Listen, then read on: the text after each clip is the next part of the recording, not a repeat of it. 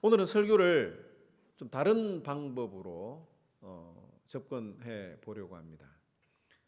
평상시에는 제가 먼저 말씀을 설명을 해석을 하고 그 말씀에 따라서 설명을 했는데, 오늘은 결론적인 부분 설명을 먼저 하고 그 다음에 그 설명에 따라서 이 말씀이 이렇게 쓰여졌구나라고 하는 그 말씀 해석을 나중에 뒷부분에 듣도록 해보도록 하겠습니다. 아무런 인과관계가 없이 뜻하지 않게 일어나는 일을 우리는 우연이라고 합니다. 내가 생각하지도 못했는데, 전혀 계획하지도 못했는데 어떤 일이 우연하게 일어났다. 우리가 살아가면서 그런 우연들을, 우연히 일어나는 일들을 많이 경험하면서 살아가지요. 또 반면에 반드시 일어나야 하는 일, 내가 준비를 했고 계획했고 그 계획했던 대로 이루어지는, 결과를 예측했던 그 일이 일어나는 것이 필연이라고 합니다. 우리는 지금까지 살아오면서 우연히 누군가를 만났고, 또 우연히 어떤 장소를 들리게 되었고, 또 우연치 않게 접한 그 기사를 통해서, 정보를 통해서 예상하지 못했던 일들이 많이 일어나는 것을 경험하면서 우리가 살아왔습니다. 그리고 그 우연히 시작된 그 일이 오늘날의 나를 만들게 되고 내가 큰 변화를 갖게 되는 그런 계기가 되었던 것이죠. 여러분들이 배우자를 만나게 된 것이, 배우자를 선택하게 된 것이 우연입니까? 아니면 꼭 만나야 될 사람을 만난 필연일까요? 여러분들이 미국에 오게 된 것을 한번 생각을 해보시기 바랍니다. 이 샬롯에 정착을 하게 된 것도 정말 내가 생각지도 못했는데 이 샬롯을, 미국을 오게 됐는지, 아니면 내가 철저하게 준비하고 계획해가지고 나의 주도대로 이 미국에 오게 되었는지를 한번 돌아보는 것도 좋을 것 같습니다. 여러분들의 삶을 한번 쭉 생각을 해볼 때 우연히 일어난 일과 또 내가 계획하고 준비했던 일들이 일어나는 그 비율을 한번 생각을 해본다면 얼마나 될까요? 어떤 분들은 5대5가 될 수도 있겠고, 어떤 분들은 계획했던 일들보다도 내가 생각하지 못한 일들이 더 많이 내 인생을, 내 삶을 영향을 주더라고 말하는 분들도 있을 것입니다. 그렇다면 성경은 이 우연과 필연에 대해서 어떻게 이야기를 하는지, 우리가 성경적인 가치관을 가지고 생각을 하는 것이 참 중요하다고 생각됩니다. 우연이라고 하는 단어, coincidence라고 하는 이 단어는 구약에는 7번이 사용이 되었고 신약에는 1번 사용되었는데, 신약에서는 예수님이 선한 사마리아인의 비유를 말씀하실 때에 이 우연이라고 하는 단어를 사용하셨습니다. 누가복음 10장 31절 한번 볼까요? 시작. 마침 한 제사장이 그 길로 내려가다 그를 보고 피하여 지나가고 라고 이야기를 하고 있죠. 한 유대인이 가다가 강도를 만나가지고 목숨이 위태한 상황에서 마침 한 제사장이, 여기 마침이라고 하는 단어가 우연이라고 하는 단어예요. 우연히 그 제사장이 그 병들어 있는 다친 유대인에게 지나갔는데, 이 우연이라고 하는 헬라어는 이 스크린을 보면 싱크리안이라고 하는 단어가 헬라어예요. 우연이라고 하는 단어, 마침이라고 하는 단어예요. 그런데 이 마침이라고 하는 단어가 함께라고 하는 son이라고 하는 단어와 예수님이라고 하는 curious라고 하는 단어가 합쳐진 것이 우연, 마침이라고 하는 그런 뜻입니다. 즉 성경이 말하는 우연은 뭐냐면 주님의 손에, 주님과 함께 일어나는 일이 우연이라고 하는 거예요. 우리 인간이 보기에 우연히 보이는 사건도 사실상 하나님의 주권, 하나님의 계획에 따라서 통제되고 일어납니다. 마태복음 10장 29절에서 30절 말씀, 우리가 잘 알고 있는 말씀인데 한번 읽어볼까요? 시작. 참새 2마리가 한 아사리온에 팔리지 않느냐? 그러나 너희 아버지께서 허락하지 아니하시면 그 하나도 땅에 떨어지지 아니하리라. 너희에게는 머리털까지도 다 세신 바 되었나니. 이 참새 2마리가 팔리는 것까지도 하나님의 허락 없이는 일어나지 않는다라고 하는 거예요.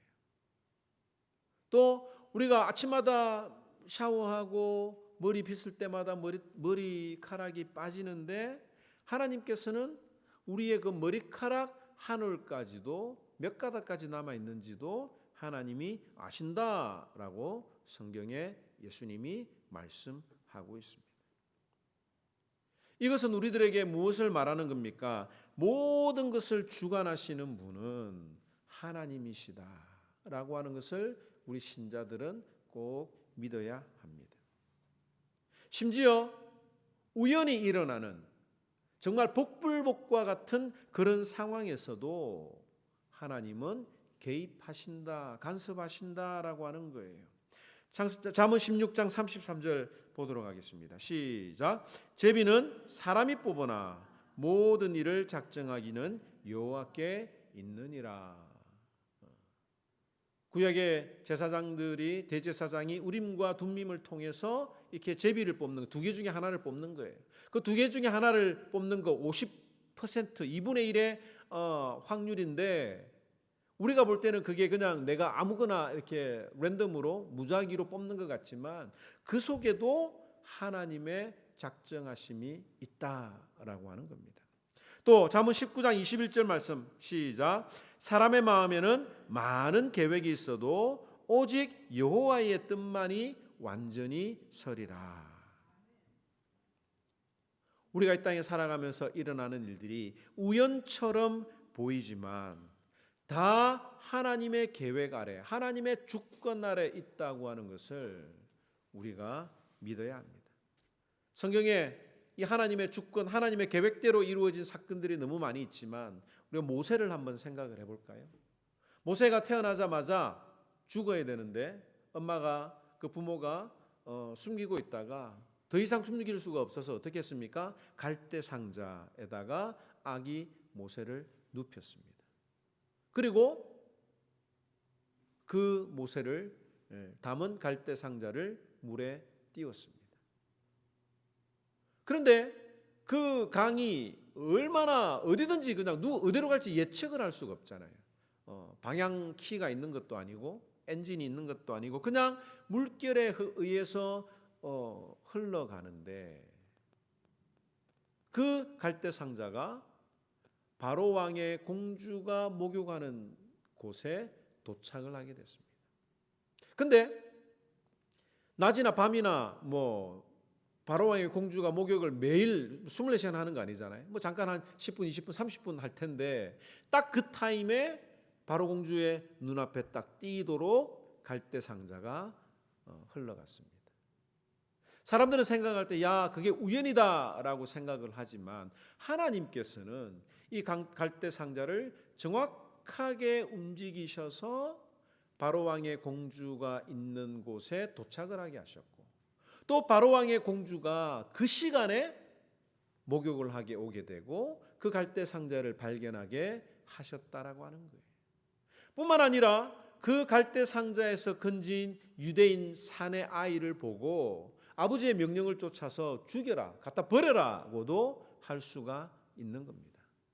그런데 하나님께서 바로 왕의 공주의 마음에 모성애가 발동되도록 하셔서 아마 그 타이밍에 모세가 울었었는지도 모르겠습니다. 울면 짠하잖아요, 그죠?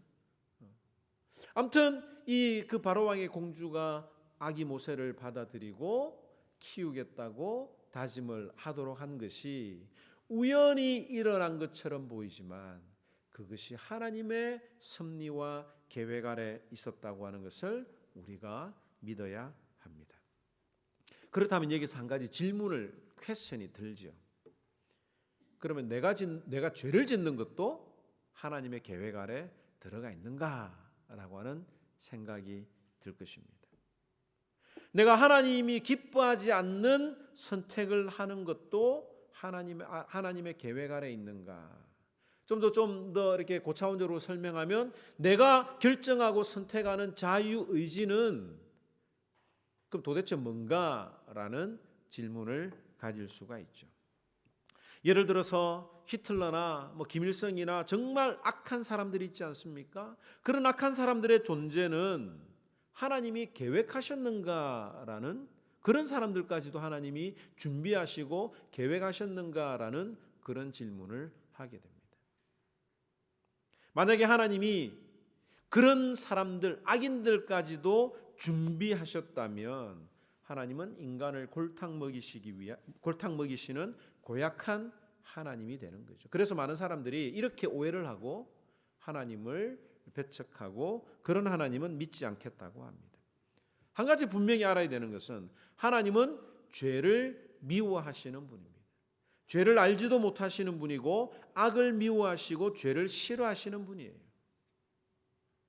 그런데 그 죄와 악을 싫어하시지만 이 땅에 죄와 악이 들어와 있는 것을 허용하신다는 거예요. 안 돼 이게 아니라 이 죄와 악이 이 땅에 있는 것을 그냥 허용하시는 거예요. 예를 들어서 우리 아이들이 고집 피우고 저거 분명히 엄마 아빠 말 안 듣고 저렇게 하면 분명히 큰일 날 거라고 하는 거 알잖아요. 그런데 막 고집 피우면 어떻게 합니까? 냅두잖아요. 그래가지고 자기가 잘못 선택해서 큰 어려움을 겪게 되고 고생을 하다가 나중에 어떻게 됩니까? 부모가 도와주게 되고 나중에는 결국 본인이 깨닫게 되면 이 부모가 또 도움을 줘서 돌아오게 되는 그런 일들이 우리가 살아가면서 있습니다. 마찬가지로 인간이 하나님이 기뻐하시는 삶을 살아가고 선택을 하면 좋은데 그게 아니잖아요. 자기 욕심에 따라서 나쁜 길을 선택을 하게 되고 하나님을 떠난 길을 선택하게 되면서 많은 고난을 겪게 됩니다. 그러나 하나님께서는 인간이 내가 잘못 선택했고 잘못된 방향으로 간다 할지라도 가서 우리가 거기서 고생을 좀 하지만 그 고생을 통해서도 하나님께서는 우리에게 가장 좋은 것을 주시는 분이라고 하는 것을 성경에서 분명히 말하고 있습니다. 로마서 8장 28절 말씀 시작. 우리가 알거니와 하나님을 사랑하는 자 곧 그 뜻대로 부르심을 입은 자들에게는 모든 것이 합력하여 선을 이루느니라. 내가 잘못 선택하고 또 때로는 내가 말씀에 순종하지 못해서 어려움과 고난에 빠질 때가 있습니다.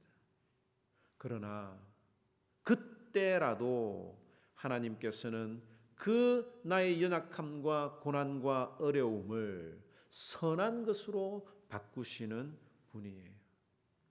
고난을 당해서 정말 비참한 삶을 살아갈 것 같지만 하나님께서는 그 고난을 통해서 만나주시고 하나님의 사랑을 발견하게 하시고 우리가 바른 길로 돌아갈 수 있는 믿음과 능력을 그 고난과 어려움을 통해서 깨닫게 하시는 분이라고 하는 것입니다. 그래서 결론은 우리 인간 편에서는 이 세상에 일어나는 모든 일들이 우연처럼 일어나는 일들이 많아 보이지만 하나님 편에서 보면 이 모든 것들은 하나님의 계획 아래 하나님의 허용하심에 따라 일어나는 필연이다라고 하는 것을 먼저 우리가 기억을 해야 하겠습니다. 그러면서 이런 관점을 통해서 오늘 이 본문을 우리가 생각을 해보게 되는데 오늘 두 가지 비유를 살펴봅니다. 첫 번째 비유는 인간 편에서 보게 되는 하나님의 나라로 생각을 하시면 되고요. 또 하나는 예수님 편에서 보게 되는 하나님의 나라를 우리가 생각을 하면 되겠습니다. 첫째, 밭에 감춰진 보화 비유입니다. 44절 시작. 천국은 마치 밭에 감추인 보화와 같으니 사람이 이를 발견한 후에 숨겨두고 기뻐하며 돌아가서 자기의 소유를 다 팔아 그 밭을 사느니라. 예수님은 하나님의 나라가 밭에 감추어져 있는 보화와 같다라고 했습니다. 왜 감추어져 있는 보화라고 했을까요? 감춰져 있다라고 하는 것은 아무나 발견할 수 없고 또 쉽게 발견할 수 없는 것을 말하는 겁니다. 보화가 밭에 숨어져 있다라고 하는 사실을 알면 막 열심히 파겠지만 모르는 거예요. 그냥 밭을 갈다가 우연히 그 사람이 발견을 하게 되는 겁니다. 사람이 보물을 찾기 위해서 밭을 간 것이 아니라 밭을 갈다가 우연히 보물을 발견하게 되는 것이 하나님 나라의 특징이라고 하는 거예요. 하나님 나라는 인간의 노력으로 이루어지는 것이 아니라고 하는 것을 예수님은 계속해서 우리에게 이야기를 하고 있습니다. 감추어져 있던 보물을 우연히 발견하는 것처럼 나도 모르는 사이에 하나님의 나라를 발견하게 되는 것. 이것이 하나님 나라의 복음의 특징이라고 하는 거죠. 여러분들 어떻게 여러분들이 교회를 오게 되었는지 한번 생각해 보시기 바랍니다. 우연히 친구의 초청에 교회를 찾아오게 된 경우도 있죠. 야, 교회 한번 가자. 교회 가면 여자 많아. 이쁜 여자 많아. 뭐 어쨌든 교회 가면 밥 잘 나온대. 뭐 이렇든 저쨌든 그것 때문에 교회를 처음 온 분들이 많이 있습니다. 우연찮게 전도지나 주보를 받아들고 또 지나가다가 교회 간판을 보고 교회를 들어오게 되는 경우도 있죠. 그러려고 그런 것은 아닌데 어쩌다 보니 나도 모르는 사이에 내가 교회에 와 있고 또 시간이 지나다 보니 예배에 집중하게 되고 내 마음속에 예수 그리스도가 믿어지게 되는 그런 경험을 한 분들이 많이 있어요. 어떤 분들은 아이들 교회 라이드 해주다가 처음에는 주차장에 앉아있다가 예배 마치면 데리고 가다가 주차장이 여름에 덥잖아요. 그래서 교회에 들어가가지고 로비에 에어컨 나오는 교회 로비에 앉아있다가 이제 전도사님이나 누가 안에 들어가시라고 이렇게 이렇게 등 떠밀려 가지고 교회 맨 뒷자리에 앉아 있다가 어느새 교회 맨 앞자리에 앉아 있고 또 직분을 받아서 장로가 되는 이런 신앙 간증들을 많이 경험하게 됩니다. 그러니까 처음에 교회 놀러 오고 밥만 먹으러 오고 여러분들 우리가 전혀 계산할 필요가 없어요. 하나님은 그렇게 우연히 일어나는 일들 속에서도 역사하고 계신다라고 하는 것을 우리가 믿어야 합니다. 여러분들이 교회를 나오게 되고 예수님을 알아가게 된 계기 중에 나는 어떻게 교회를 오게 됐는지 어떻게 예수님을 믿게 됐는지 모르겠다라는 분들이 많이 있을 겁니다. 저는 이런 생각이 들어요. 기억하지 못할 만큼 중요하지 않은 사건인데 정말 너무나도 자연스럽게 내 마음에 받아줬다. 전 이것이 더 큰 기적이라고 생각됩니다. 그러므로 이 서두에 우연히 발견되었다라고 하는 인간편에서 볼 때 하나님의 나라가 우연히 발견되었다라고 하는 것을 강조하는 것. 인간의 노력이 아니라 하나님의 노력 안에 이루어진다라고 하는 것을 강조하는 것이 첫 번째 비유의 핵심이라면 그 다음에 우연을 가장한 필연이 있다고 그랬지 않았습니까? 그것을 뒷받침해 주는 것이 두 번째 비유입니다. 둘째 비유는 13장 45절 말씀 함께 읽도록 하겠습니다. 시작. 또 천국은 마치 좋은 진주를 구하는 장사와 같으니 극히 값진 하나를 발견하매 가서 자기의 소유를 다 팔아 그 진주를 사느니라고 이야기를 하고 있죠. 첫 번째는 일하다가 우연히 보물을 발견하게 된 것이라면 두 번째는 좋은 진주를 찾아다니는 상인으로 비유했다라고 하는 거예요. 네. 여기에 좋은 진주는 무엇을 말합니까? 바로 예수 믿는 신자들, 하나님의 자녀를 말하는 겁니다. 안 되면 어쩔 수 없어요. 네. 그리고 좋은 진주를 구하는 상인은 누구를 말합니까? 누구? 예수님을 말하는 거예요. 한 상인이 좋은 진주를 찾으러 막 돌아다니다가 가장 귀한 진주를 극히 값진 진주 하나를 발견하고 그 소유를 팔아 다 그 진주를 구했다라고 하는 것은, 그 진주는 바로 예수 믿는 사람을 말하는 것이고, 그 진주를 구하러 다니는 사람은 상인 예수님이라고 하는 것을 오늘 성경은 이야기를 합니다. 즉 예수님께서는 나라고 하는 좋은 진주를 찾기 위해서 수많은 대가를 치르셨습니다. 자기의 소유를 다 팔아 그 진주를 사신 것은 십자가에서 피 흘리심으로 대가를 지불하셔서 나를 구원하신 것을 말하는 겁니다. 내가 우연히 교회를 나가게 되고 구원의 기쁨을 경험하게 된 것이 우연처럼 보이는지 모르지만, 하나님께서는 나를 구원하시기 위해 창세전에 계획하셨고 반드시 그 계획하신 것을 성취하시는 분이라고 하는 거예요. 예수님이 우리를 구원하신 것은 그냥 우연히 얻어 걸린 게 아니라 창세전에 나를 구원하시려고 계획하시고 그 구원을 이루시기 위하여 값을 치르시고 나를 사셨다라고 하는 것을 보여주는 것이 값진 진주의 비유가 되는 것입니다. 요한복음 6장 39절 말씀을 제가 읽겠습니다. 나를 보내신 이의 뜻은 내게 주신 자 중에 내가 하나도 잃어버리지 아니하고 마지막 날에 다시 살리는 이것이니라.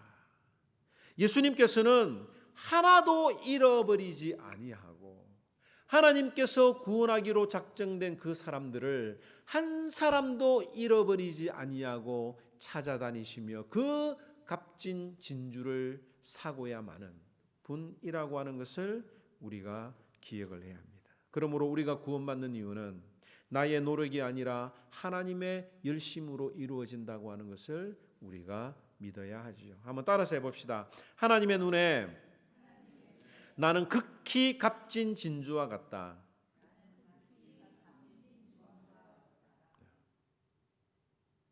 예수님이 자기의 모든 소유를 다 팔아 살 만큼 나는 귀하다라고 하는 겁니다. 오늘 이 말씀을 가지고 두 가지를 우리의 삶에 한번 적용해 보기를 원합니다. 첫째는 하나님 나라의 가치를 아는 것이 중요하다고 하는 거예요. 밭에 감추어진 보화의 비유와 좋은 진주를 찾아다니는 장사꾼의 비유에 공통점이 있습니다. 그게 뭡니까? 자기 소유를 다 팔아. 그만큼 이 보물은 자기 소유를 다 팔아서 가지고 있을 만큼의 가치가 있다고 하는 겁니다. 신자는 하나님 나라의 가치를 아는 사람들입니다. 예수님의 가치를 아는 사람들이에요. 나의 모든 것들을 다 팔더라도 소유하고 싶을 만큼 가치 있는 것으로 믿는 자들이, 아는 자들이 신자라고 하는 것입니다. 여러분들은 곰곰이 한번 생각해 보죠. 하나님 나라의 가치를 얼마나 알고 있습니까?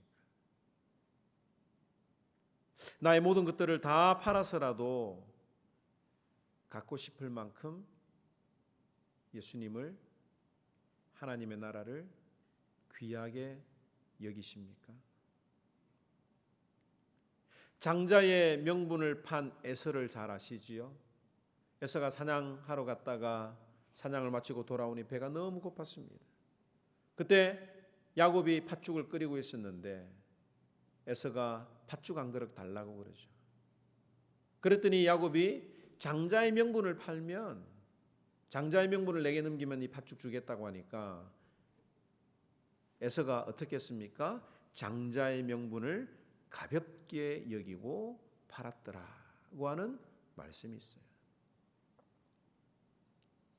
혹 우리도 예수 그리스도의 복음의 능력을, 신자라고 하는 이 가치를, 하나님의 자녀라고 하는 이 가치를 팥죽 한 그릇에 팔아버리는 에서처럼 가볍게 생각하지는 않습니까? 하나님 앞에 나와서 예배하는 것보다 더 다른 것들을 가치 있게 여기지는 않습니다.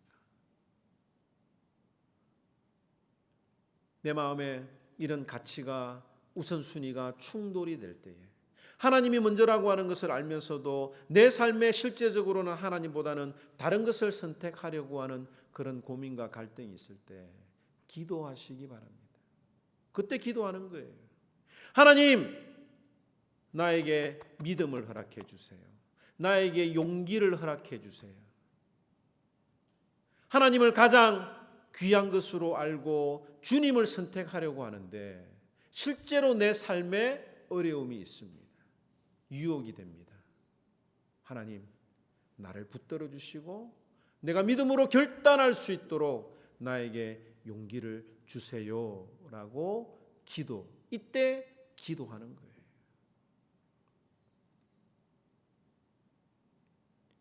자녀가, 부부가, 돈이, 건강이 최우선이 되어서는 안 됩니다. 우리들의 삶 속에 그런 것들보다 예수 한 분이면 족합니다 라고 하는 이 놀라운 신앙 고백이 예배를 드리는 하모니언들 가운데 넘쳐나기를 주님의 이름으로 축원합니다.